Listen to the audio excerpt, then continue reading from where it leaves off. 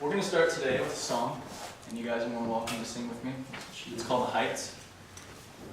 It's a song that David Crowder wrote. The words up here so you guys can see it. And we're just going to go through this song because I'm in the position of leading worship for people, and this is what I do before sermons and stuff. So you're more welcome to sing with me. This ties with what we're going to talk about today.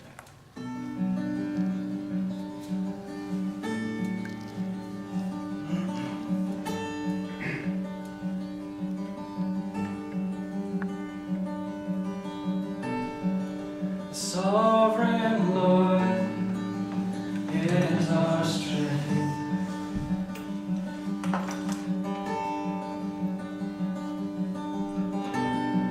He enables me to go on the heights, and we are not afraid. The sovereign Lord is our strength.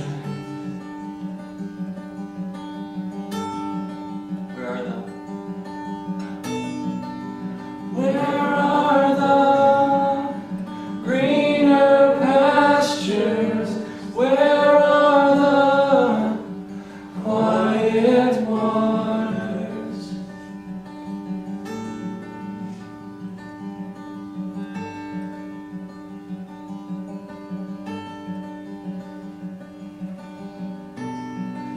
The sovereign Lord is our strength. So I have a story to tell you guys about my experience in leading chapel lately and how authenticity has been portrayed in my own life. I've been having a difficult time being able to understand what authenticity means to me when I'm leading people in worship. I know my role as a worship leader is to point people back to Jesus, but sometimes when people aren't perceptive or like just whatever's going on, I feel like it's my job and I put things on my shoulders to try to do something.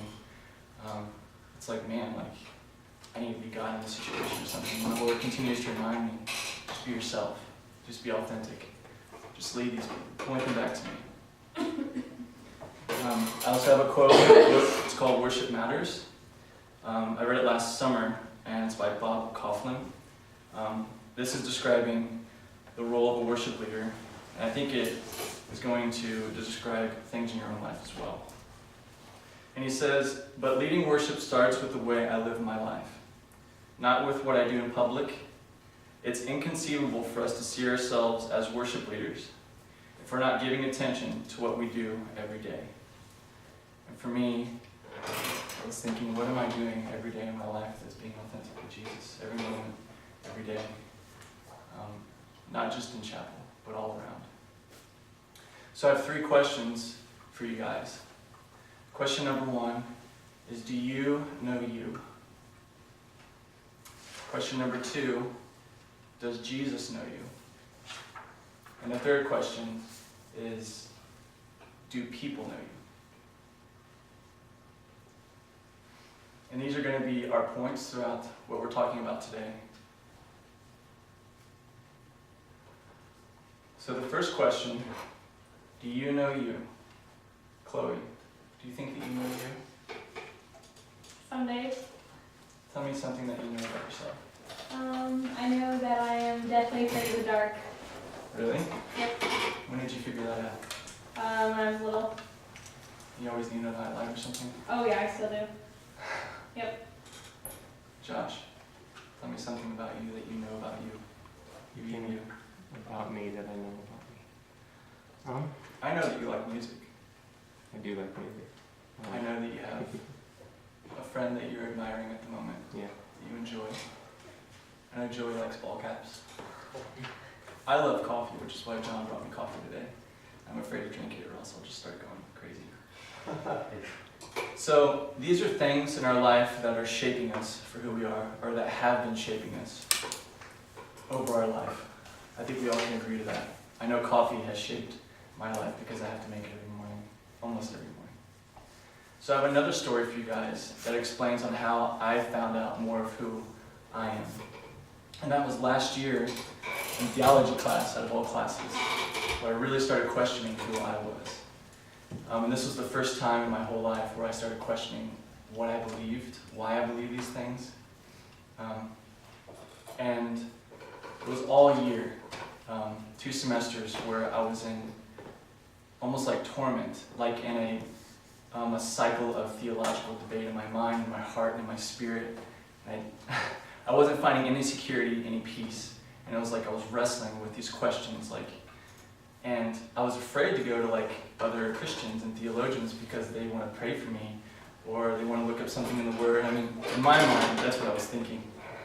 And I was thinking, do I even believe where these words are going? Who's listening to me? And I got all these philosophies in my head, and I was like, well, if atheism works for some people, why can't that work for me? And I really started questioning and taking to heart, why do I believe what I believe? And the thing that really helped me the most, I'm not saying this is for everyone, but for me, I had to get into therapy. And I thought that was the best thing for me because she was licensed. And I needed something that wasn't overly spiritualized. I needed just direction rationally. I needed just to talk to someone with what was going on in my life, in my head, everything. And I realized that through therapy, I was stuck on something in my past. And I was in more of control of how the outcome of my life was at the time. I was thinking, I need to categorize everything in my head, and I need to, it's like a big pot of spaghetti. I need to take out each string of idea, of concept, and lay them out on the table so I can understand them. And in turn, she helped me understand that my identity is found in Jesus. It's not found in my own control. It's not found with me categorizing things and me dealing with everything. There's an aspect there, a very important aspect that we need to give to the Lord and find peace and rest in that peace. So this leads us to our next question: does Jesus know you? When I think about who's in control of my life, I say I'm doing pretty darn good. I have an income. I'm living off campus, I have friends, I'm doing all right with my grades, I'm doing well. But if you turn with me to Psalm 23,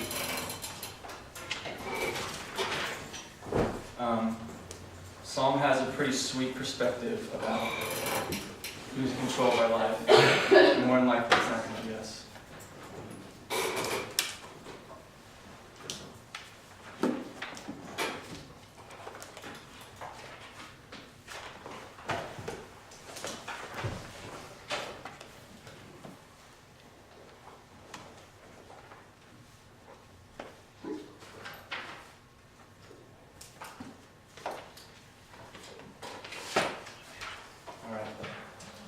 Psalm 23 says, "The Lord is my shepherd, I shall not want. He makes me lie down in green pastures. He leads me beside quiet waters. He restores my soul. He guides me in the paths of righteousness for his name's sake. For though I walk the valley of the shadow of death, I fear no evil, for you are with me. You prepare a table before me in the presence of my enemies. You have anointed my head with oil, and my cup overflows.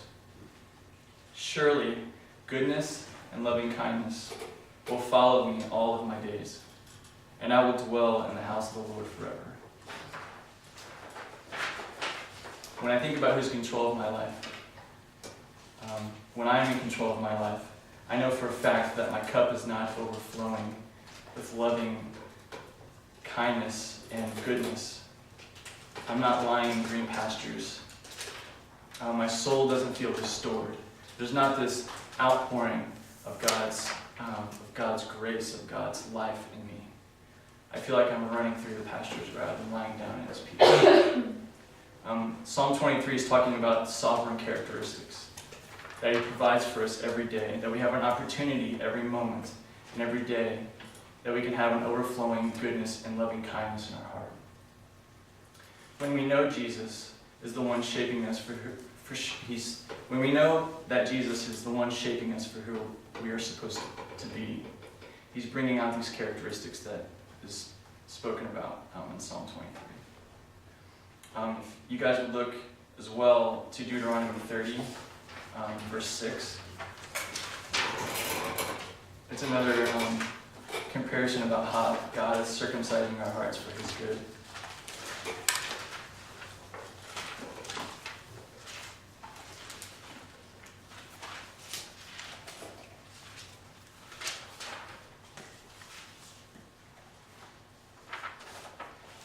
Deuteronomy 30, verse 6. Moreover, the Lord your God will circumcise your heart and the heart of your descendants, to love the Lord your God with all your heart and with all your soul and with all your strength. It doesn't say that, but that's in my mind. So that you may live. This means that we're able to live more for our own heart's desire that God has made us to be. That's something to be excited about. That He is continually shaping us and circumcising our heart to be more like Him. When these characteristics are radiant to who God is, other people around us can start to understand what our mission is, what our passion is in life, what our talents are. They start to see pain, they start to see anxiety, they start to see fear, because we're living amongst each other. And this leads us to the next question, the last question. Do people know you? And to keep in mind Deuteronomy chapter 30, verse 6, with how God is shaping your heart and how we're overflowing with God's truth, I'm reiterating that God is radiating Jesus' own heart in our life. This is found because our hearts are continually being turned toward Him, that we're not in control of our own heart. So I have another story. I like stories because I feel like they leave good impressions on people, especially in our mind. With regards of how people know you and having a healthy community, last summer I interned at a church in Denver. And they have this philosophy that I've never heard of called intentional vulnerability. And for me, as being like an intern at this church, I was very vulnerable and I was fearful and scared because I don't want to be real with these people. I just want to kind of learn the ropes and I want to understand what's going on. And that means I had to be completely authentic to them.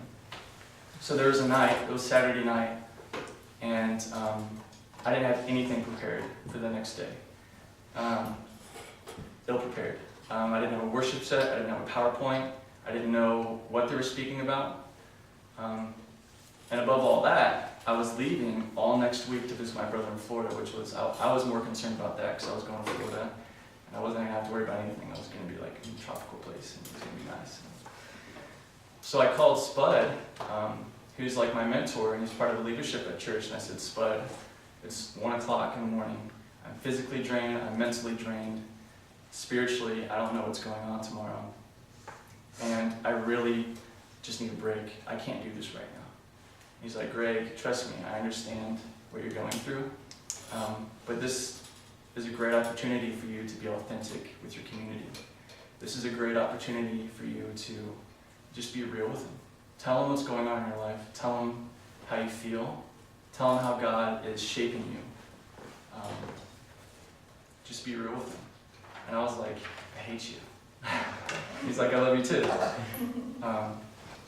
And out of that experience, I found out, and I'm still learning, that it's a very real thing for me to be authentic with God. In chapel, with people around me, at an internship. So in conclusion, do you know you? Does Jesus know you? And do people know you? For you? For what God has designed you to be? And I'm telling you that this is not going to be an easy process. It's going to be a lifelong process of being authentic. You can't just say, I got authenticity, stick it in my pocket, good to go. It's going to be something that's going to take a while. It's going to be a process where we're going to be able to trust our own healthy heart. And by a healthy heart, I mean a heart that's turned toward Jesus, so we're able to know His truth. So I leave you and I challenge you with the question, Are you living authentically with yourself? Are you living authentically with Jesus and with the community of people around you? That's all I got. Time